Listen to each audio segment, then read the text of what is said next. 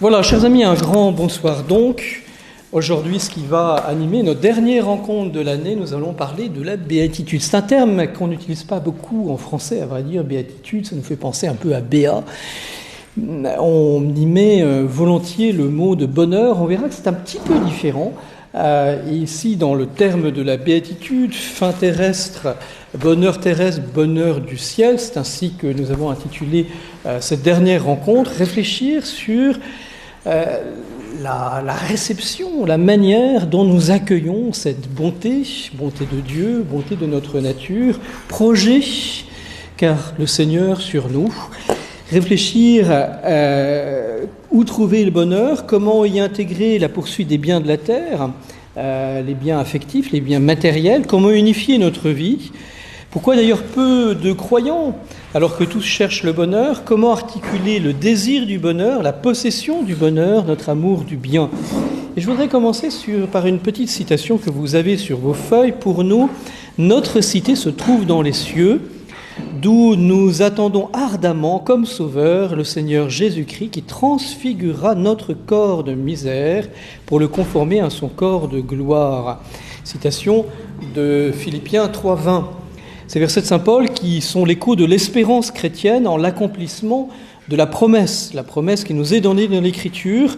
Les chrétiens se sont toujours considérés en situation de passage, orientés vers un terme, vers un bonheur ultime, veillant bien sûr à maintenir le bon cap et à avancer pas après pas, long pèlerinage vers ce chemin de béatitude.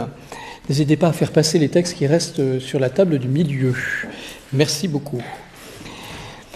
Première facette donc de la béatitude, c'est pour nous d'abord un avenir définitif, où nous n'aurons plus ces combats de la terre, ces diverses épreuves. On vous a parlé de la question du mal, un avenir tellement glorieux qu'il pourrait exister sans fin. Mais nous, entre-temps, il faut que nous vivions dans le temps, avec des objectifs temporels, à la fois affirmés, construits dans notre vie sur cette espérance d'un avenir, mais en même temps de recevoir, d'unifier notre existence par cette béatitude. Et donc cette réflexion que nous allons mener ce soir sur la béatitude, qui va consister à dégager, à mettre en lumière cette finalité dernière de l'existence, de l'action de l'homme sur la terre. Et c'est la béatitude qui donne son sens le plus profond. Béatitude surnaturelle à l'histoire du monde, qui est en définitive l'histoire du salut pour la gloire de Dieu. Il y a la lecture qu'on pourrait appeler historique, universitaire, des événements du monde. En réalité, la véritable histoire du monde, c'est l'histoire sacrée du peuple d'Israël, de l'Église, de chacun d'entre nous, qui, pas après pas, essayons d'accueillir cette promesse, en vivre. Le chrétien qui unit sa propre mort à celle de Jésus voit dans la mort comme la venue vers lui, une entrée dans la vie éternelle.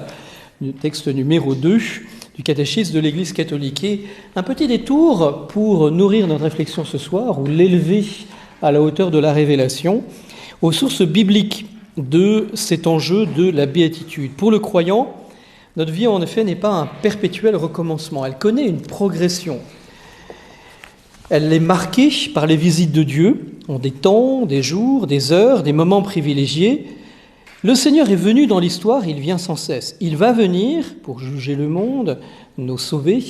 Le Seigneur est d'abord celui qui vient. Dans l'Ancien Testament, on décrit cette venue du Seigneur par le jour de Yahvé, le jour du Seigneur. C'est l'expression privilégiée qu'on va trouver dans les écrits vétérotestamentaires pour désigner l'intervention solennelle de Dieu dans l'histoire. Dieu s'engage en l'histoire.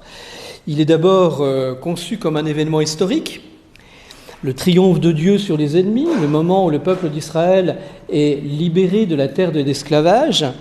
C'est aussi le jour spécialement consacré au culte de Dieu. Souvenez-vous, les 40 ans dans le désert, où se déploie cette libération, pas seulement événementielle, libération de l'Égypte, du joug du Pharaon, mais libération spirituelle, avec le don des commandements, avec les diverses théophanies par lesquelles Dieu se révèle. La béatitude donnée déjà véritablement sur ce chemin.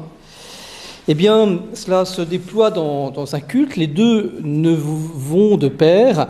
Accueillir la béatitude, accueillir le jour du Seigneur, c'est à la fois le commémorer, annoncer l'intervention de Dieu dans l'histoire, en la commémorer, l'événement historique, puisqu'il émane de Dieu, émerge hors du temps.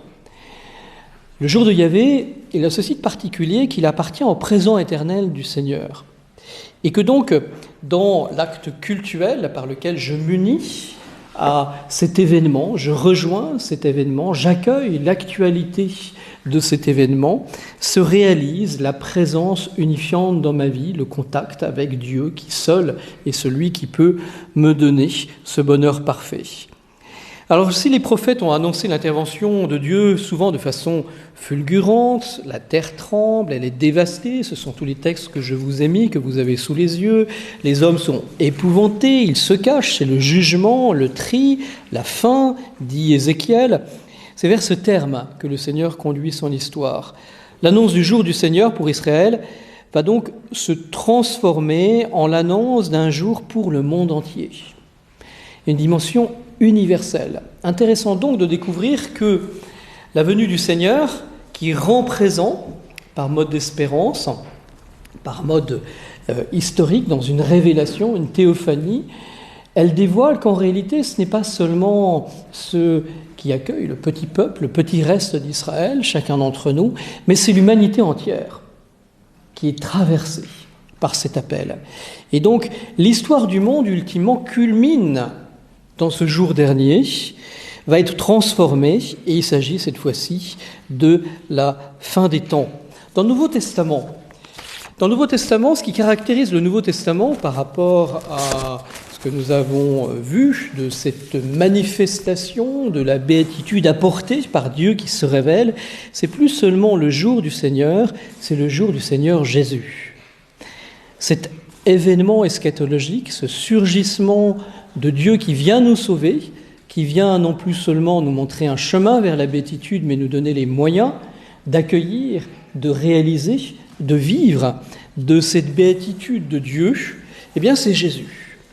Et d'une manière tout à fait particulière, puisque c'est dans les événements de Pâques que nous avons célébré, de passion, de mort, de résurrection, d'exaltation, le jour est devenu le jour du Seigneur Jésus, 1 Corinthiens 1,8, celui du Christ, Philippiens 1,6. En lui, Dieu a déjà jugé et sauvé le monde, Jean 3,17. De la même façon, la Pentecôte inaugure les derniers jours. Donc notre temps, notre vie, elle est comprise au fond entre deux événements, deux avènements. Il y a l'avènement du Christ, le temps de l'Église, où ce chemin de bonheur n'est plus seulement marqué par des efforts tragiques. Nous avons parlé du péché des origines, le péché originel, qui marque notre nature d'une blessure profonde. Et sans le Sauveur, nous ne pouvons pas accueillir pleinement ce projet de Dieu. Et puis, ce retour ultime du Christ, où sera consommée toute chose, le moment où, dans la gloire, résurrection de la chair, la béatitude de l'ensemble du cosmos de l'humanité sera parfaitement accomplie. Et nous sommes exactement entre les deux, entre ce royaume qui est déjà là et ce royaume qui n'est pas encore présent, même si nous en avons déjà les bénéfices d'un héritage et que nous communions à quelque chose de cette béatitude. Et donc nous vivons dans ce temps intermédiaire, déjà conjoint au Christ par le baptême, mort, ressuscité avec lui, dans la vigilance, l'espérance, car le salut est déjà acquis, notre vie est cachée en Dieu, Colossiens 3,3. Ainsi, le jour n'est plus seulement à attendre dans un avenir éminent, une sorte d'espoir, mais il est déjà présent. Et c'est cela qui marque la différence entre l'espoir humain et la vertu théologale d'espérance, où l'espérance, vertu théologale, nous donne à vivre déjà, même si c'est dans l'obscurité de la foi, même si c'est encore dans un registre de combat, cette Église militante, nous sommes in via, nous sommes en chemin. Il n'en demeure pas moins que quelque chose de cet avenir est déjà donné. Nous sommes dans les derniers temps. Nous sommes déjà spirituellement intériorisés, préparés, divinisés, si nous acceptons de vivre de la grâce et de ce registre. Transition donc avec Thomas, qui précisément, à la jointure de l'étude que nous faisons ensemble et qui suit le plan de la somme théologique, après avoir étudié, je reprends avec vous le plan que vous avez sous les yeux, l'étude que nous appelons celle de Dieu un, du Dieu trine, Dieu créateur, l'œuvre de création, les anges, l'homme, le gouvernement divin, vous avez parlé de l'union de l'âme et du corps. Nous entrons dans une deuxième partie de l'analyse théologique, puisque c'est ce que nous cherchons à faire ensemble, de nous mettre à l'école de ce génie de la théologie qui reste, tous les magistères le signifient, pour nous un maître, un véritable guide dans cette deuxième partie. Il y a d'un côté la sortie de Dieu par l'acte créateur, de l'autre, schéma assez classique pour comprendre le projet de Thomas, le retour vers Dieu, l'exitus, le reditus, et ce long chemin par lequel nous allons, nous qui sommes issus de la bonté de Dieu, faits à son image, faits pour participer à la bonté de Dieu, ce long chemin que Thomas va décrire dans cette seconde part, cette seconde partie, chemin qui nous permet de nous disposer, d'accueillir cette bonté de Dieu, d'être progressivement divinisé, préparé de cette bonté de Dieu qui vous a été, je crois, longuement décrite comme étant rien d'autre que la vie trinitaire. Dieu infiniment simple, il n'y a qu'un seul acte éternel, sans devenir, qui sont ces processions trinitaires, la bonté de Dieu, la beauté de Dieu, la béatitude ultime, il faut la trouver en Dieu et il convient de comprendre comment nous accueillons ce qui évidemment dépasse d'une façon infinie notre nature, cette dimension, cette participation à la vie trinitaire par la vie de la grâce qui nous divinise. Donc nous n'allons pas parler de la grâce, ce sera le chemin de l'année prochaine, ni même de la manière dont notre agir, nos actes humains se déploient, mais de cette jointure, de cette finalité, de ce projet, au travers de cette petite analyse sur la béatitude. Pour bien comprendre ce passage, cette transition, dans la vision de Thomas, l'acte créateur constitue la personne par le don totalisant de l'existence. Vous l'avez vu la fois dernière, de l'âme substantiellement unie à un corps, de ses virtualités opératives. L'âme, elle n'est pas statique, et là, ces facultés de connaissance et d'amour qui me permettent de saisir la réalité, ultimement de saisir Dieu et de l'aimer. Et donc, cet acte créateur, il ouvre vers un accomplissement. Tout m'est donné, et en même temps, tout est à faire. Tout est en puissance. J'ai une nature humaine faite pour Dieu, mais je n'y suis pas. Et c'est ce passage de la puissance à l'acte qui permet de saisir profondément ce que Thomas essaye de mettre en place autour de la réflexion sur la béatitude. Le devenir de notre agir, de notre vie morale, est le moyen pour nous de déployer cette richesse naturelle, communiquée par l'acte créateur. Nous avons vu que il y a cette blessure, cette imperfection inhérente de la nature humaine, ouverte à son accomplissement, mais par le péché ignorante, et dans une lutte avec le domaine des passions. On y reviendra l'année prochaine. Pour étudier les liens entre Dieu et l'homme, l'âme et ses facultés, Thomas va faire appel à quelque chose d'assez fondamental de la théologie aristotélicienne, sur lequel je voudrais m'arrêter un instant, même si c'est un peu technique, mais ça permet de bien saisir toute la profondeur de cette approche assez originale de commencer son traité de théologie morale par la béatitude, qui sont les causalités. Thomas, à la suite d'Aristote, distingue souvent 4 types de causalité. Il y a la cause efficiente, cette chic note que vous envoyez sur une bille, vous communiquez un mouvement. Il y a la causalité matérielle, par exemple le marbre dont vous allez faire une statue. Il y a la causalité formelle, l'idée que vous avez de la statue et que vous allez informer dans cette causalité matérielle qui est le granit, et véritable causalité. Si vous choisissez mal la pierre et qu'elle manque de telle ou telle propriété, vous ne parviendrez pas à cette œuvre d'art. Et il y a la causalité finale.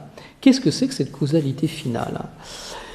La causalité finale, qui se contrepose à la causalité efficiente, est le principe. Le mouvement, il s'origine de la cause efficiente, mais en réalité, il se termine à la causalité finale. La causalité efficiente, elle est le principe d'un changement. Elle communique une forme nouvelle qu'elle possède éventuellement elle-même. Dans les réalités créées, en dehors de la nature substantielle, toute forme est toujours accidentelle. Dans le cas le plus parfait de la génération humaine, la forme substantielle, qui est l'âme, est communiquée par Dieu seul. Les parents transmettent matériellement la nature humaine comme une disposition à cette infusion de l'âme, à l'union substantielle entre l'âme et le corps. Mais qu'en est-il de la quête du bonheur, de la béatitude ? Est-ce que Dieu déterminerait ma quête du bonheur par modalité d'une cause efficiente, c'est-à-dire me mettrait comme en mouvement? Et qu'en est-il alors de sa toute-puissance ? Comment concilier d'un côté ma liberté et la toute-puissance de Dieu ? Ou encore davantage, comment concilier, autre problématique classique de la théologie, l'omniscience de Dieu, qui connaît toutes choses. Nous sommes à l'image de Dieu, il connaît toutes choses, il connaît ce que je vais dire, ou même ce que je vais choisir dans quelques secondes. Ah, mais s'il le connaît, suis-je encore libre ? Puis-je frustrer l'omniscience de Dieu ? Comment ajuster d'une façon profonde cette compréhension entre le don de ma nature, ses opérations vitales, entre Dieu dans sa toute-puissance, qui me communique l'être dans un acte créateur et qui me conserve dans l'être, y compris la possibilité de ses facultés qui sont liées à cette communication créatrice de l'être, et puis ma liberté. Comment est-ce que je concilie ? Comment est-ce que j'articule ? L'intuition profonde de Thomas, c'est que la causalité finale est, vous l'avez évoqué, je crois, également précédemment par l'axe de la bonté, et la causalité qui va me permettre d'unifier profondément acte d'être, agir, le bien, ma liberté. Et tout cela, c'est cette idée de la béatitude qui me permet de le saisir. L'opération de la volonté et de l'intelligence constitue la perfection du sujet. Il manquerait quelque chose à ma nature si je resterais dans l'état où j'ai été créé. La perfection de ma nature n'est pas seulement l'objectivité d'une nature pleinement constituée, mais elle réside dans des actes de connaissance, des actes d'amour.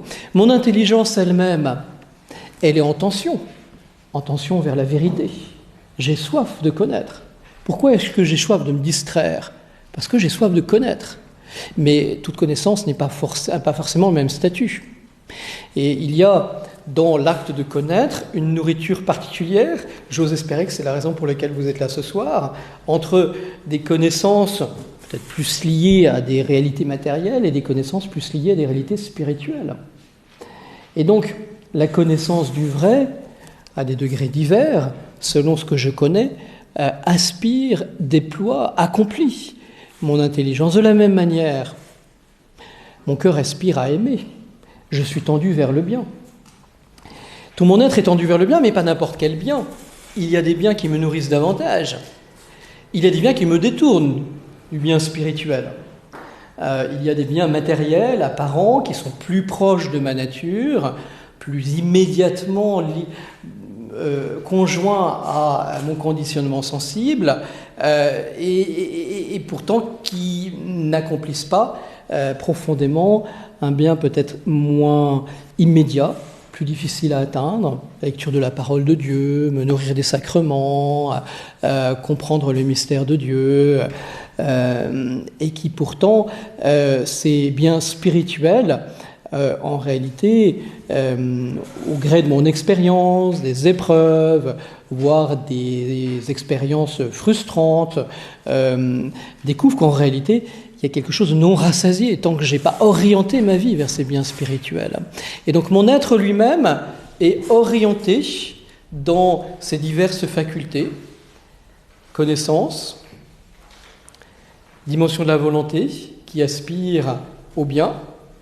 En réalité, tout mon être aspire à un accomplissement et orienté vers quelque chose qui n'est plus seulement la causalité efficiente, non plus seulement la causalité formelle qui serait ma nature, non plus seulement la causalité matérielle, le fait d'être dans un corps, mais par une tension profonde vers un accomplissement, et c'est ce que nous appelons la causalité finale.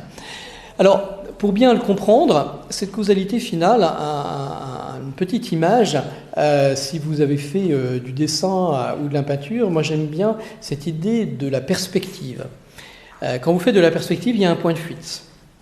Il y a un point vers lequel converge l'intégralité des lignes de votre dessin. Bien, ainsi en est-il de cette réflexion sur la béatitude.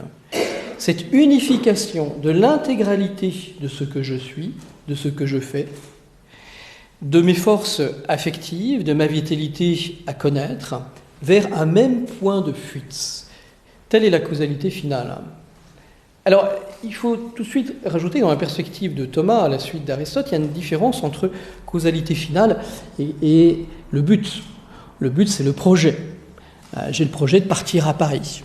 Je pourrais partir à Paris, donc je vais déployer une complexité opérative, prendre mon billet, aller à la gare, ou au contraire sur Internet, bref, y aller en bateau, en voiture, pour aller à Paris. Le but, c'est Paris. Pourquoi est-ce que je vais à Paris ? Pour voir mes enfants. Pourquoi est-ce que voir mes enfants ? Pour les aimer davantage. Il y a une différence entre un terme matériellement atteignable et ce point de fuite qui est la finalité, qui, elle, est indéfinie, infinie. Je peux toujours connaître davantage, je peux aimer toujours. Il y a dans ma vie concrète, dans mon âme, quelque chose qui n'est pas rassasié par des biens immédiatement matériels. Et donc la finalité n'est pas seulement de l'ordre du but, de quelque chose à opérer, d'un objectif ou un projet que je me serais fixé. La finalité a une dimension transcendante, elle est au-delà de moi. L'intégration donc de cette cause finale chez Thomas, je pense, c'est une étape absolument incontournable pour appréhender l'articulation entre création et agir. Unifier l'intégralité des moyens par lesquels je cherche ce qui profondément accomplit ce pourquoi je suis fait. Et tout notre être est traversé par une tension vers le plus-être, vers la perfection. Et notre première expérience de la causalité finale, j'ai cité l'amour, proviennent plutôt du côté de l'agir moral. Ma fin, c'est d'aimer toujours davantage mon conjoint. Ma fin, c'est de réaliser davantage le bien dans ma vie. Le propre de la causalité finale, c'est qu'elle ne s'applique pas uniquement dans le champ moral, mais également dans le champ ontologique. L'être lui-même est traversé par une tension à s'accomplir. L'être lui-même est traversé vers une tension qui le pousse à un plus-être. Et la causalité finale, donc, va permettre à Thomas, de l'acte créateur de Dieu jusqu'au point le plus ultime du moment de ma vie, contemplation de Dieu dans la lumière de gloire que nous appelons la vision béatifique, de donner une unité, un tracé, une sorte de tension qui vient saisir la relation avec Dieu. L'autre élément de la causalité finale, c'est qu'elle est surdéterminante. La propre de la causalité finale, c'est qu'elle laisse l'espace à ma liberté. Reprenons cet exemple tout simple, peut-être un peu naïf, candide, de ce lien, cet amour que vous avez pour vos petits-enfants ou vos enfants, qui fait que vous prenez le train pour aller à Paris. Eh bien, il y a un véritable discernement. Quels sont les moyens que je vais prendre pour construire, pour aller plus loin dans cette mise au commun, cette croissance de l'amour? Une multitude de moyens, qui impliquent donc un véritable discernement. Oui, je suis fait pour le bonheur. Je suis fait pour la béatitude. Je suis fait pour une fin. Mais cette fin, parce qu'elle est surdéterminante, parce qu'elle laisse la place à une multitude de chemins de liberté, de moyens intermédiaires, cette fin est surdéterminante et donc elle ne détermine pas, elle ne limite pas ma liberté. Plus le bien est universel, plus ma liberté est ouverte. Si nous étions déterminés par la course à pied, et que notre bonheur ultime était la course à pied et faire de marathon, je ne sais pas s'il y a des marathoniens parmi vous, eh bien l'ensemble de notre vie tournerait, et ce serait très très limité. Nous serions presque déterminés dans notre vie concrète à courir tout le temps. Plus le bien est universel, plus il est ouvert, il contient potentiellement, virtuellement, un nombre inouï d'accès qui vont me permettre d'accueillir ce bien universel, de grandir et d'accomplir quelque chose de mon existence. Et donc on comprend comment l'articulation entre liberté, je ne fais que l'évoquer ici, entre ma liberté et le projet de Dieu. Oui, Dieu choisit, et c'est lui qui a choisi. Il a choisi un projet pour moi, qui est de le voir, de participer à sa gloire. Est-ce que ça limite ma liberté? Non, au contraire, ça l'ouvre. Parce que ce bien est ultime, qu'il contient en lui-même une multitude de biens intermédiaires participés, et que, loin de surdéterminer, de limiter ma liberté, il est au contraire comme une sorte d'aimant, de point de fuite, qui oriente l'ensemble de mon existence, mais me permet, dans ce tableau qui est l'histoire de ma vie, d'être plutôt à droite, à gauche, de choisir plutôt tel chemin plutôt que tel autre, de choisir tel moyen plutôt que tel autre. Et que donc, cette fin transcendante est riche d'un potentiel absolument incroyable, ayant, à différence d'une cause efficiente, un exercice sur moi par inclination. J'attirerai tout à moi, citation de Jésus que je vous ai donnée tout à l'heure. Il y a dans cette idée de la béatitude, de la causalité finale, quelque chose d'extraordinaire qui est que nous découvrons comment cette attraction, cette finalité, à la fois unifie de l'être à l'agir et en même temps dans l'agir me permet de saisir quelque chose de la toute-puissance de Dieu, de son omniscience et en même temps du respect infini qu'il a pour notre liberté. On reviendra un petit peu sur les questions, je voudrais engager davantage, il ne reste plus de temps, le texte de Thomas. Donc, un élément extrêmement important dans cette question de la béatitude, qui est de découvrir que Thomas, il le fait à plusieurs reprises en réalité, utilise ici, positionne à la jointure entre une partie beaucoup plus, on pourrait dire, métaphysique, création, vie trinitaire, et puis la dimension de l'agir, entre l'être et l'agir, cette unité par la causalité finale. Entrons maintenant dans le projet, reprenons donc nos feuilles, le projet de Thomas, toujours à la page 1, et reprenons rapidement le plan. Je ne fais que l'évoquer parce que nous le reverrons l'année prochaine. Deuxième partie, Dieu fin de l'homme. En premier lieu, question 1.5, Thomas s'interroge sur la béatitude, et on va s'arrêter ce soir juste sur ces questions. Puis après se déploie, question 6 et suivante, ce qu'on appelle souvent la morale générale, les actes humains, l'acte volontaire, les passions, on vous parlera des passions l'année prochaine, les différents principes des actes, on appelle les habitus, qui peuvent être de l'ordre des vertus ou des vices, la loi, la place de la grâce, à l'intersection de prima secunda secundae, très important. Et puis ensuite, on va avoir le traité des vertus théologales, foi, espérance et charité, puis des vertus cardinales, prudence, justice, force et tempérance. Ce qui n'est pas indiqué ici, c'est qu'en parallèle, Thomas va mettre en place l'aspect déficient, la dimension du péché, la dimension des vices, des failles dans tout ce déploiement de l'agir humain. Prenons tout simplement l'introduction, je suis à la fin de la page 2, puisque selon saint Jean Damascène, Dieu a été créé à l'image de Dieu, ce qui signifie qu'il est doué d'intelligence, de libre arbitre, d'un pouvoir autonome. Après avoir traité de l'exemplaire qui est Dieu, des êtres qui ont précédé de sa puissance conformément à sa volonté, il faut maintenant considérer son image, c'est-à-dire l'homme, car lui aussi est le principe de ses propres actes, parce qu'il possède le libre arbitre et la maîtrise de ses actes. Ce que nous avons d'abord à considérer, c'est la fin ultime de la vie humaine. On devra se demander ensuite par quels moyens l'homme parvient à cette fin ou s'en détourne à partir de la question 6, mais qui dépasse le cadre de ce que nous voulons faire ce soir. Je vous ai donc mis sur la suite des feuilles tout simplement des petits extraits qui vont nous permettre d'entrer à la fois dans la manière dont Thomas procède, mais également d'enrichir notre intégration sur ce que c'est que cette béatitude. La béatitude, nous pourrions, avec nos terminologies, le traduire par le mot bonheur.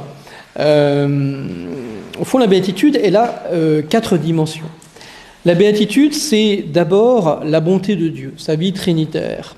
Ce bonheur total, absolu, Dieu, infiniment parfait, acte pur, simple et parfait, éternel et sans devenir. Et cette question de la béatitude, nous l'avons rencontrée au tout début de notre théologie. Elle est revenue à plusieurs reprises lorsque nous avons parlé de bonté de Dieu.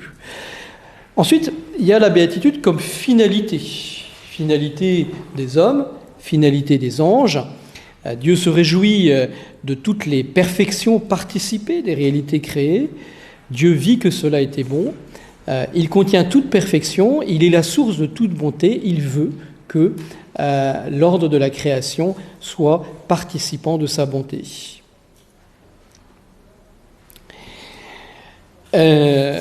Ensuite, il y a le chemin vers ce bonheur. C'est ce que nous avons évoqué.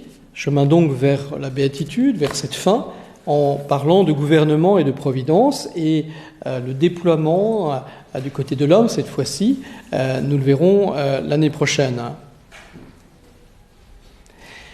Enfin, il y a la béatitude telle qu'elle est désirée, choisie par l'homme. D'un côté, le projet de Dieu.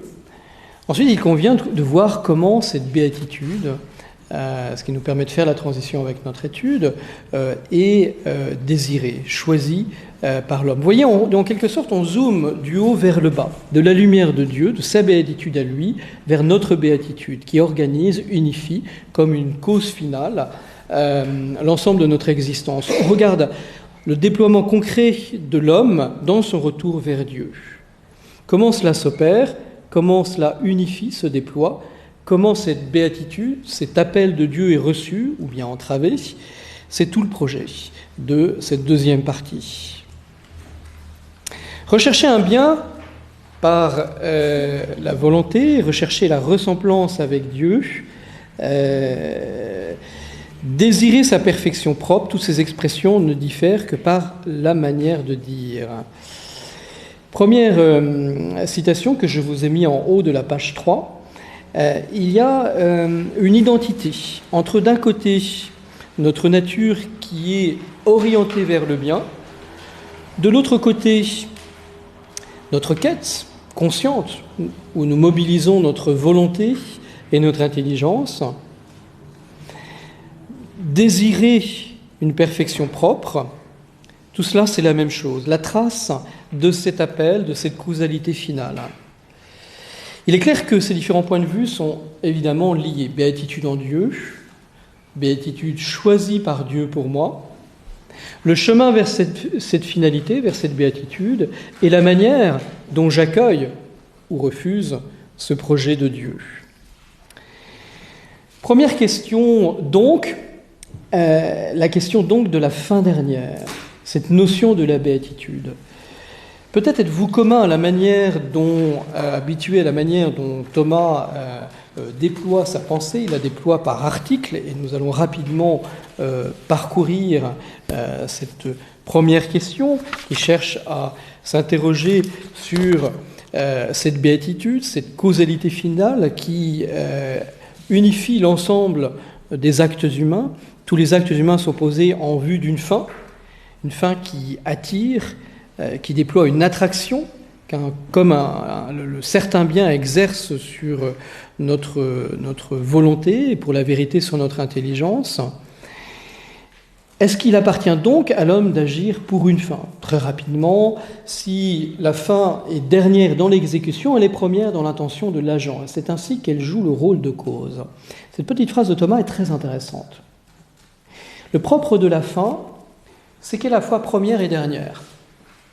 Elle est première, nous pourrions dire, d'une façon ontologique. Elle est dernière parce que dans le chemin par lequel je vais m'approcher progressivement de cette fin ultime, ce n'est qu'à la fin de l'agir affectif, de connaissance, que je vais atteindre la fin. Le propre de la fin, c'est qu'elle unifie ce premier moment de l'agir et le dernier moment de l'agir.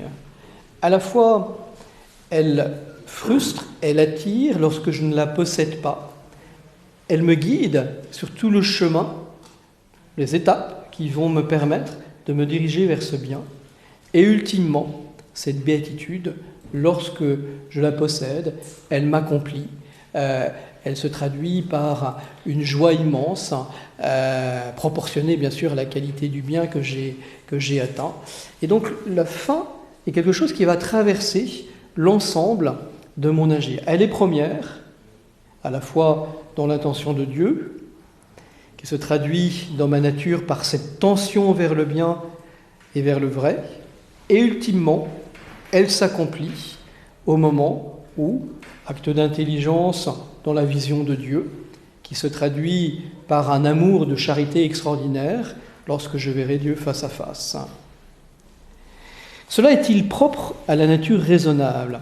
Dans son action et son mouvement, tend vers une fin, nous tendons de deux manières, ou bien en se mouvant soi-même vers la fin, c'est le cas de l'homme, ou bien par une impulsion étrangère. Ainsi la flèche va au but grâce à l'archer qui dirige son mouvement vers la fin. Les êtres doués de raison se meuvent eux-mêmes vers la fin parce qu'ils gouvernent leur acte par leur libre arbitre. Différence donc, même si l'ensemble du cosmos, de la création, est unifié par un même point de fuite entre les êtres rationnels, c'est-à-dire doués de raison, d'intelligence, et au contraire, ceux qui sont soumis au conditionnement, au déterminisme de la matière. Pour les réalités matérielles, ils sont orientés vers leur bien par quelque chose qui leur est donné comme de l'extérieur. En revanche, c'est le propre de la nature rationnelle que de choisir la finalité de son agir, de choisir ce qui va mobiliser tout notre agir, de choisir quel est le bien qui va organiser d'une façon concrète ma vie quotidienne, de choisir ce que je vais faire de ma vie, les biens qui vont structurer mon existence. Le propre donc de l'homme, c'est de participer par sa liberté, non pas seulement dans le choix des moyens qui vont me conduire à la fin, mais aussi de choisir ou non la fin ultime qui m'est donnée. Et donc, dans cette obscurité qui est le registre habituel de notre existence, Il n'y a pas seulement la difficulté, l'indétermination des moyens concrets qui vont me permettre, je reprends cet exemple, d'aller à Paris, mais aussi de choisir ce qui va être prioritaire, important dans ma vie, quelle va être ma fin ultime. À la fois, cette fin ultime, on va le voir, elle est donnée, elle est choisie par Dieu. Son projet, c'est que tous nous soyons sauvés, tous nous devenions enfants de Dieu.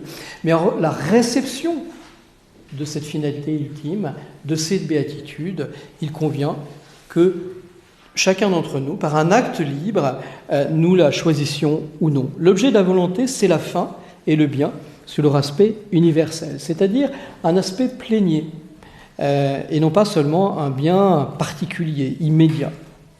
Aussi ne peut-il y avoir de volonté chez les êtres démunis de raison et d'intelligence, mais il y a en eux un appétit naturel, sensitif, déterminé à un bien particulier.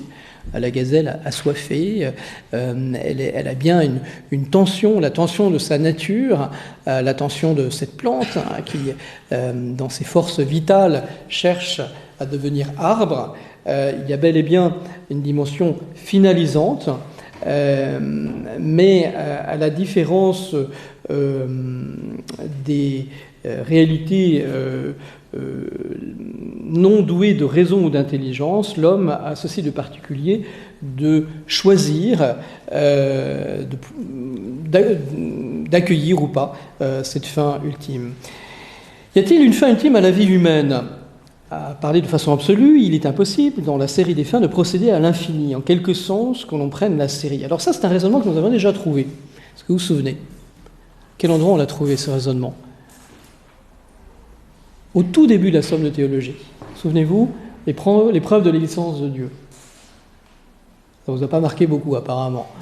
Donc, un raisonnement par l'absurde. Alors, je le passe rapidement, parce que vous l'avez déjà abordé, vous le relirez, si vous le voulez, plus en détail. L'homme ordonne-t-il toute chose à sa fin ultime ? Tout ce que l'homme désire, il le désire comme un bien. C'est le bien qui attire. C'est le bien que nous désirons.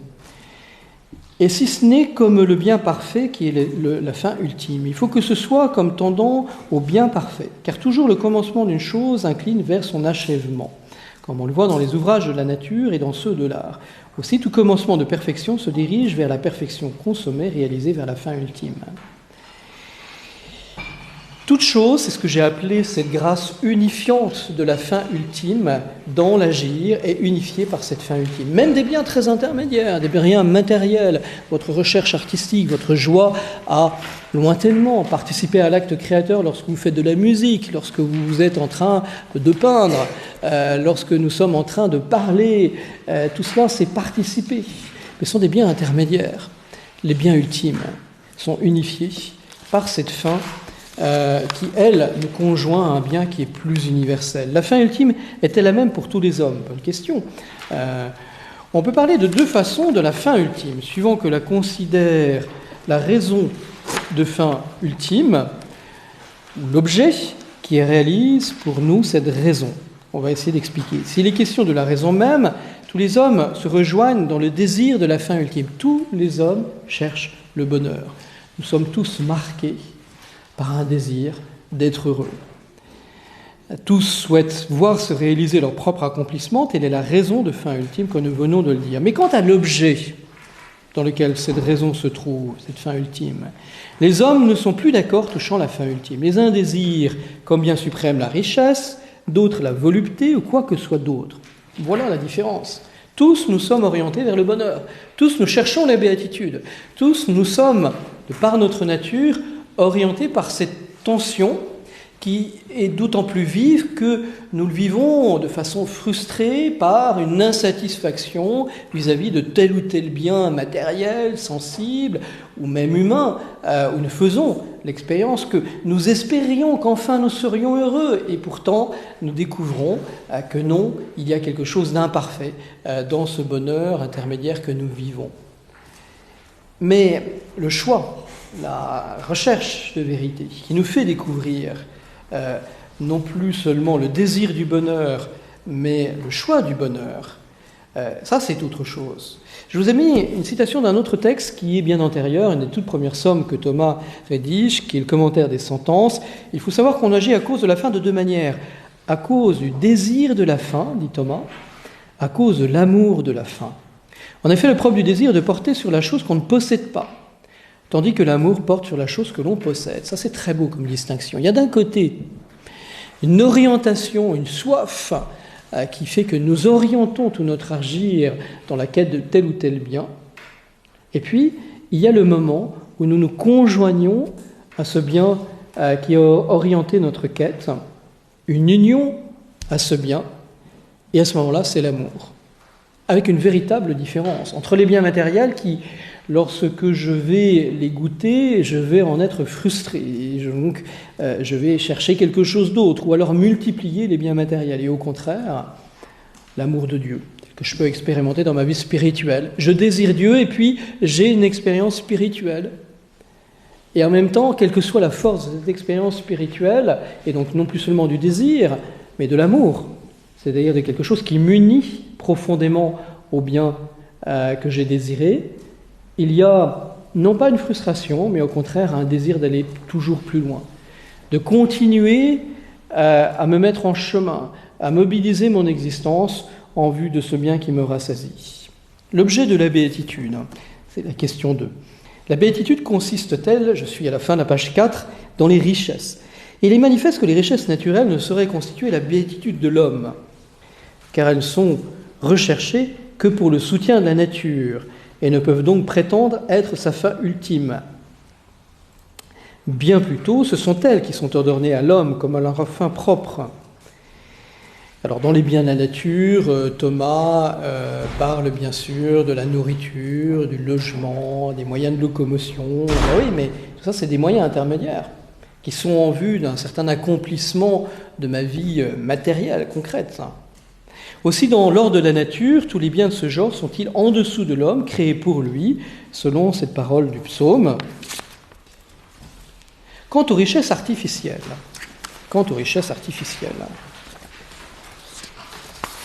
on ne les recherche qu'en vue des richesses naturelles. On ne les rechercherait pas si l'on se proposait d'acheter, grâce à elles, ce qui est nécessaire à la vie. Richesses artificielles, par exemple, l'argent, un héritage, la possibilité, par telle ou telle promotion, d'obtenir un salaire plus important. Moins encore peuvent-elles donc avoir le caractère de fin ultime. Il est donc impossible que la béatitude, qui est la fin suprême de l'homme, consiste dans les richesses. On dit que l'argent procure tout, oui, ce qui peut se vendre, mais les choses spirituelles ne peuvent pas se vendre. Les choses spirituelles ne peuvent pas se vendre. Et donc, bel et bien, on voit la frontière entre notre monde orienté par l'économie, par un souci où toutes les capitales d'énergie, de force est mobilisé par des richesses matérielles ou artificielles. Qu'en est-il des choses spirituelles ? L'appétit des richesses naturelles n'est pas infini, car dans une mesure limitée, elles suffisent à la nature. Vous ne pouvez pas avoir 35 paires de chaussures. Si, vous pouvez avoir 35 paires de chaussures, mais vous ne pouvez pas les porter tous en même temps. De la même manière que vous pourrez faire une collection de voitures extraordinaires, vous ne pouvez pas tous les conduire en même temps. Et même si c'est des voitures de collection, vous aurez probablement la tentation de ne jamais les sortir pour les protéger. Donc ça ne servira pas à grand-chose. L'appétit des richesses artificielles n'a pas de borne, car il est au service d'une convoitise désordonnée. Ah, là on voit apparaître quelque chose qui est sans mesure. Ben oui, il y a dans l'appétit des richesses de l'argent ou bien des divers biens artificiels, le pouvoir, il y a toujours quelque chose qui est sans fin. Et ils sont à la fois marqués d'une frustration, du fait qu'ils ne comblent pas les aspirations profondes que seul Dieu, la béatitude ultime, le voir face à face, comble, et que donc je vais de frustration en frustration, et donc je suis de plus en plus toujours dans cette espèce de quête infinie, parce qu'aucun, en réalité, de ces biens, véritablement, ne se traduit par un amour profond. Thomas continue, autre est néanmoins le désir infini des richesses, autre est celui du souverain bien. Plus celui-ci, le souverain bien, le bien ultime, Dieu, Plus celui-ci est possédé, plus il est aimé, et plus tout le reste est méprisé. Plus on possède dans une expérience spirituelle quelque chose de Dieu, et plus les autres biens intermédiaires me paraissent médiocres, fades. Mais pour l'appétit des richesses et de tous les biens temporels, c'est le contraire. Dès qu'on les possède, on les méprise et on désire autre chose.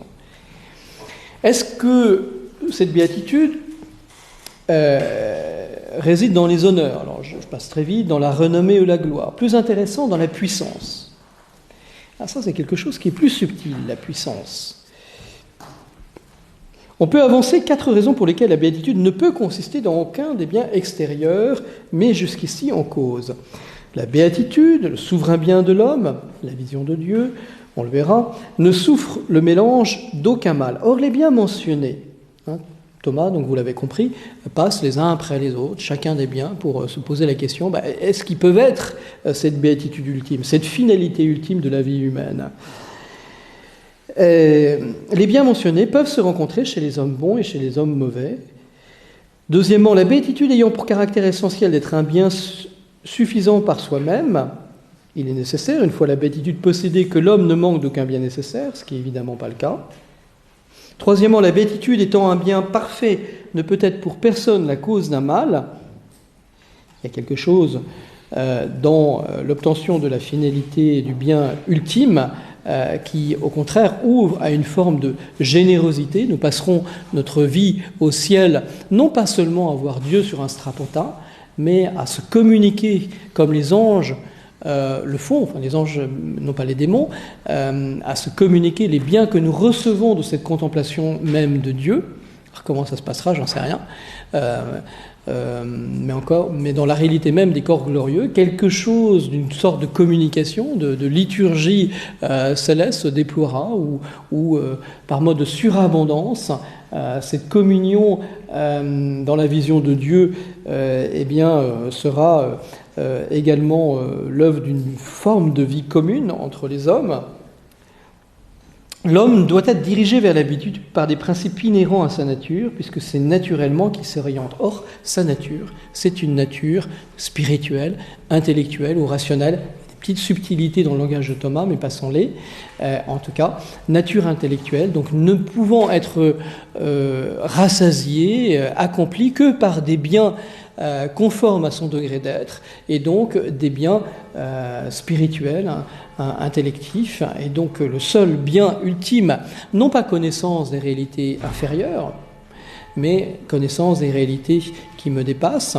Il y a quand même une forme de rassasiement dans la connaissance des êtres qui ont le même degré d'être. C'est la connaissance et l'amour que j'ai pour mon conjoint, dans le sein de ma famille, pour mes enfants. Parce que là, il y a une véritable égalité d'être, et il y a un mystère personnel qui fait que je peux aller toujours plus loin.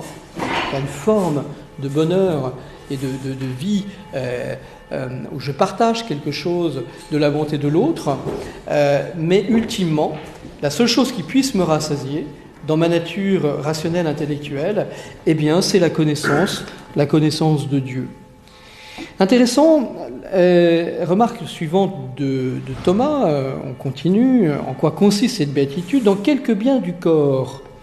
Il est impossible que la béatitude de l'homme consiste dans les biens du corps. Tout d'abord, quand une chose est ordonnée à un autre comme à sa fin, il est impossible que la fin ultime de cette même chose soit sa propre conservation dans l'être. Or, on a vu que toute la dimension corporelle est orientée vers cela.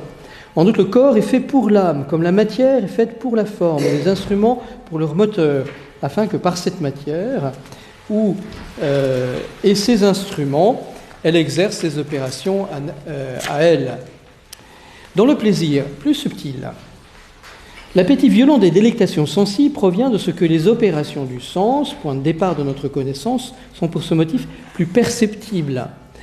Le déploiement de notre agir, le déploiement de notre connaissance qui passe par ce monde des images liées à notre corps, liées à nos sens, le déploiement de notre vie affective, volontaire, liée au monde des passions, se déroule également lié à notre corps. Il y a donc quelque chose de plus perceptible, de plus conjoint. C'est pour cela que les délectations des sens sont recherchées du plus grand nombre, La première étape de la conversion, la première étape de cette quête, de ce bien ultime, de ce bien spirituel, eh bien, c'est de mettre non pas une distance, non pas un mépris. La matérialité du monde, origine de la sagesse de Dieu, est bonne, mais un ordre et une priorité.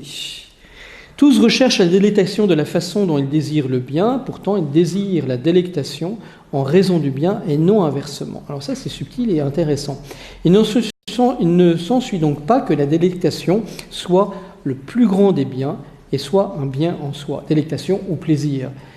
Le moment où nous unissons au bien, cet accomplissement se traduit donc dans une forme de plaisir, plaisir sensible, plaisir intellectuel, plaisir affectif, dans ce temps que je consacre à mon ami, les retrouvailles d'un être aimé.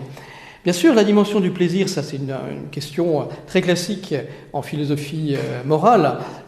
Est-ce que j'aime pour le plaisir que cela me procure, ou bien j'aime pour l'autre? En d'autres termes, est-ce qu'il y a un amour gratuit? Le plaisir, il existe, mais en réalité, c'est pas pour le plaisir que j'aime quelqu'un, c'est pour lui-même.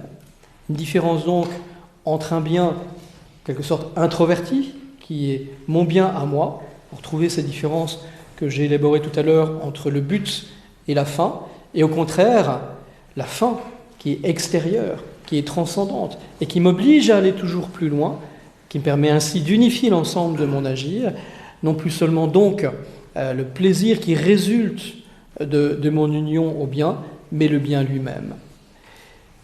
Bien sûr, il y a un plaisir dans toute quête de bonheur, mais en réalité, c'est le bien qui m'attire. Et je suis prêt à parcourir des kilomètres, faire des efforts, avoir une vie peut-être même ascétique, marquée en tout cas d'un chemin de conversion pour renoncer à tel ou tel bien intermédiaire en vue d'un bien qui les dépasse tous.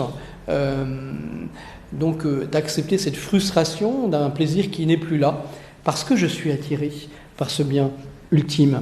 Dans quelques biens de l'âme, le mot fin comporte deux acceptations, deux sens. On peut appeler ainsi la chose même que nous désirons obtenir, ou bien l'usage. Vous voyez, on avance toujours plus loin dans cette réflexion sur la béatitude. L'obtention ou la possession de cette chose.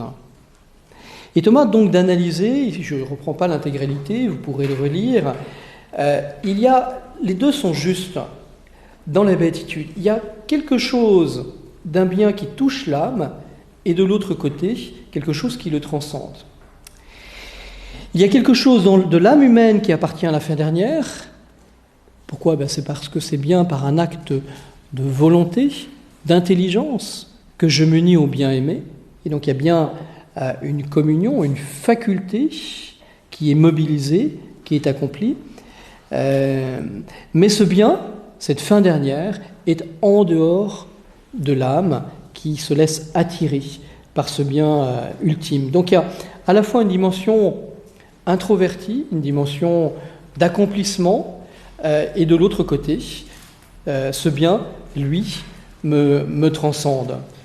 Dans quelques biens créés, il est impossible que la béatitude de l'homme consiste en un bien créé. En effet, la béatitude est un bien parfait, seul capable donc d'unifier toute ma vie, un bien ultime, capable d'apaiser entièrement le désir, sans quoi, s'il restait encore quelque chose à désirer, il ne pourrait être la fin ultime. Or, l'objet de la volonté, faculté du désir humain, est le bien universel, de même que l'objet de l'intellect est le vrai universel. C'est-à-dire un bien spirituel qui accomplit toutes les aspirations profondes de mon être, hors image de Dieu, fait à l'image de Dieu, fait capax Dei, donc capable de Dieu, capable de voir Dieu, capable de vivre de sa vie par le mystère de la grâce.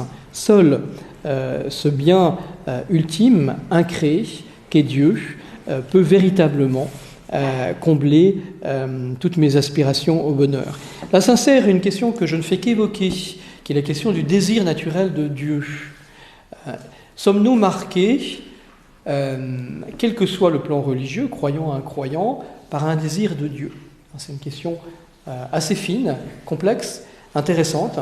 À la fois, tout notre être est fait pour Dieu, mais nous l'avons vu, si nous sommes tous dans une communion de nature humaine attirés par le bonheur, le choix de cette fin ultime, en tout cas sur Terre, où nous ne voyons pas Dieu, donc notre intelligence n'est pas déterminée, et notre volonté n'est pas déterminée par ce bien ultime, mais dans l'obscurité, au contraire, de cette quête, j'ai à choisir Dieu lui-même. Et là s'insère cette question de savoir si le désir de Dieu est quelque chose de naturel, ou au contraire, qu'il faut un registre supplémentaire, qu'il y ait le registre de la grâce, pour pouvoir accueillir pleinement cette dimension transcendante. Très rapidement, nous concluons. En quoi consiste cette béatitude? La béatitude est-elle une réalité incréée? Dieu est béatitude par son essence même. En effet, il n'est pas heureux par l'acquisition, la participation de quelque chose d'autre. Il est par essence béatitude. Il est bonté par excellence. Mais les hommes sont heureux par participation. Cette participation même de la béatitude, selon laquelle l'homme est déclaré heureux, est quelque chose de créé. Une question qu'on reverra, qui est intéressante, la question de la grâce. La grâce s'origine en Dieu. C'est une participation à la vie même de Dieu. Mais Thomas montre et insiste en disant que la grâce est quelque chose de créé. Lorsque Dieu me fait passer d'un registre naturel à un registre surnaturel, à la fois me réconcilier avec lui, le Sauveur m'ouvre à nouveau les chemins du Père, me permet par le don qui jaillit de la grâce sanctifiante à la charité pour ma volonté d'aimer Dieu à sa mesure et pour la foi d'avoir cette authenticité sur l'existence de Dieu et d'adhésion sur ce qui m'est donné dans la révélation. Thomas marque que la grâce est quelque chose de créé. Il faut que quelque chose soit créé dans l'âme du fait de notre nature finie, pour que nous participions à cette béatitude de Dieu. En effet, par nature, nous ne sommes pas encore participants de cette béatitude de Dieu. Nous ne sommes pas encore arrivés au terme. Nous sommes faits pour cela, mais il faut à la fois un chemin d'agir, d'ouverture, et ultimement, le don de ce que les théologiens appellent le don de la lumière de gloire, puisque voyant face à face Dieu, Dieu me donnera une lumière, plus besoin de la foi bien sûr, puisque dans la foi nous adhérons dans l'obscurité, mais par la lumière de gloire, don créé par Dieu, je participerai à quelque chose de cette contemplation que Dieu a de lui-même. Si elle est une réalité créée, est-elle une activité? En Dieu se trouve la béatitude par essence, son être même est identique à son activité. En Dieu, il y a essence, nature et acte sont la même chose. Pour moi, il y a une distance entre ce que je suis et mon accomplissement. Chez les anges, la béatitude est la perfection ultime, réalisée par une activité qui les unit au bien créé. Chez les hommes, dans l'état de la vie présente, la perfection ultime est acquise par une activité qui unit l'homme à Dieu, par une activité. La béatitude est une activité, elle est un acte. Mais cette activité ne peut être ni continue ni par conséquent unique, car l'activité se multiplie par ses interruptions. Pour ce motif, dans l'état de vie présent, la béatitude parfaite ne saurait être possédée par l'homme. Seul au moment où je verrai Dieu face à face, je serai fixé en Dieu, où toutes mes facultés seront comme absorbées, aimantées, accomplies dans un acte unique de contemplation de Dieu, je serai dans une béatitude parfaite. Oui, par instant, dans le mystère de la grâce, je touche quelque chose, je ressens quelque chose de cette présence de Dieu, mais avec une imperfection qui en même temps laisse ouvert ma liberté, et donc la croissance de la charité. Est-elle une activité de la partie sensible de l'âme ou seulement sa partie intellectuelle? La béatitude, très beau, de l'âme refluera, pour ainsi dire, sur le corps, sur les sens corporels, pour rendre leurs activités plus parfaites. La contemplation de Dieu, la lumière de gloire, la béatitude éternelle rejaillira sur tous les espaces inférieurs de mon être, y compris les espaces sensibles, corporels. La répercussion de la partie supérieure sur l'inférieur, donc dit Thomas, je suis à la fin de l'article, donc page 7 un peu en haut, article 3, dans la béatitude imparfaite de la vie présente, c'est l'inverse qui a lieu. Le perfectionnement de la partie inférieure contribue à celui de la partie supérieure. C'est-à-dire que j'ai à me convertir en acquérant les vertus, en convertissant progressivement ma vie, y compris sensible, les passions qui me portent sur des biens immédiats, sensibles, et me détournent des biens plus difficiles à atteindre, qui sont les biens spirituels, plus conformes à cette béatitude. Et donc il y a donc quelque chose d'inversé. La béatitude, article 4, c'est une activité de l'intellect ou de la volonté. Alors ça, c'est une question qui également est très débattue. Est-ce que le bonheur au ciel sera le fait de la volonté complètement épanouie, accomplie en amour, ou bien au contraire un acte d'intelligence? Alors non, on aurait très souvent, et c'est l'école franciscaine qui est davantage portée à donner cette réponse, portée à dire c'est le cœur, ce sera le fait d'aimer, et d'aimer totalement. La béatitude est l'entrée en possession de notre fin ultime. Or, l'entrée en possession de la fin ne consiste pas dans un acte de volonté, car la volonté se porte vers la fin, elle est attirée par la fin, soit absente lorsqu'elle la désire, soit présente lorsqu'elle s'y repose ou elle y trouve son plaisir. Donc, Thomas prend l'exemple de la fin sensible. Je suis attiré par l'argent, et puis le moment où, pour un bien sensible, artificiel, nous a dit Thomas, je possède cet argent. Mais l'essence de la béatitude, Thomas nous a rappelé qu'elle est conforme à notre degré d'être, c'est-à-dire un acte intellectuel, spirituel, si vous voulez. La délectation, le plaisir consécutif à la béatitude appartient, lui, à la volonté. Qu'est-ce que ça veut dire? Ça veut dire que c'est d'abord dans la vision de Dieu que cette béatitude m'est donnée. Je ne peux aimer que ce que je connais. C'est toute la complexité de notre conversion. Il faut qu'à un moment, Dieu me fasse sentir quelque chose de sa bonté pour que je puisse me disposer à le choisir progressivement. Je suis capax Dei, orienté vers Dieu. Mais la conscientisation de cette fin ultime, le choix de cette fin ultime, m'oblige à la connaître. Si personne ne me parle de Dieu, si nous ne évangélisons pas, si nous ne témoignons pas du Sauveur, eh bien, l'ouverture au bien de la volonté est plus compliquée. C'est d'abord par la connaissance, par l'intelligence que je connais.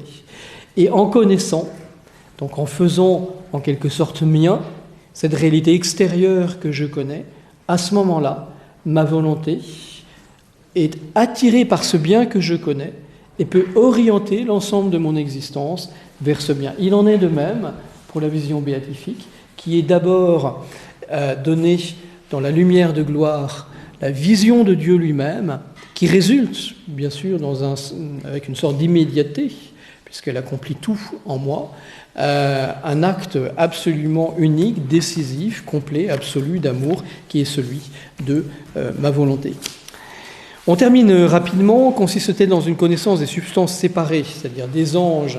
Alors, très, très belle petite phrase de Thomas que je vous ai mise, que je trouve magnifique. Nous participerons au fait angélique, non seulement en contemplant les anges, mais en contemplant Dieu en eux. Très beau. Donc nous verrons quelque chose du mystère de Dieu en contemplant les anges dans cette béatitude ultime.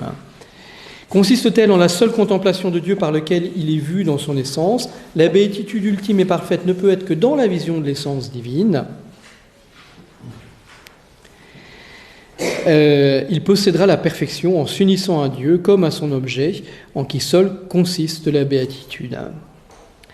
Dans les articles, la réflexion de Thomas, et je la laisse à votre sagacité et à votre lecture. Vous avez tous les textes. Par quels moyens parvient-on à cette béatitude? L'obtention de cette béatitude, est-ce qu'on peut l'obtenir de façon naturelle? Est-ce que l'homme par lui-même peut atteindre cette béatitude ultime? Est-ce qu'il peut être bienheureux en cette vie? Est-ce qu'une fois qu'elle est possédée, elle peut être perdue? Est-ce qu'on pourra au ciel détourner notre regard de Dieu? Ben non, parce que notre regard sera complètement comblé, absorbé par cette perfection qui comblera tous nos désirs. Le numéro 6 que je ne fais qu'évoquer, l'homme obtient-il la béatitude par l'action d'une créature supérieure? Est-ce que nous obtiendrons la béatitude par les anges? Alors Thomas a une phrase qui est intéressante et on la retrouve dans son traité qu'on appelle le traité des magistraux sur l'enseignement. L'ange du sein de la béatitude peut éclairer l'intellect de l'homme, son intelligence, et aussi celui d'un ange inférieur, en ce qui concerne certains aspects des œuvres divines, non pas quant à la vision de l'essence divine. Donc il y a quelque chose d'une forme de participation. Dans son traité sur l'enseignement, Thomas, si mes souvenirs sont beaux, utilise le mot confertetur, c'est-à-dire que l'ange, notre ange gardien, il faut prier aux anges. Lorsqu'on fait la théologie, on aurait dû le faire au début de notre rencontre, peut comme conforter notre intelligence dans l'application à la contemplation de ces réalités qui dépassent infiniment notre vision. On a été très haut et qu'on vient de revenir sur Terre. Merci beaucoup de votre attention. Bonnes vacances à chacun. Merci de votre fidélité pendant cette année. Et puis, on a un petit temps pour les questions, si vous en avez. Vous avez la parole. Bon, la chaleur et la hauteur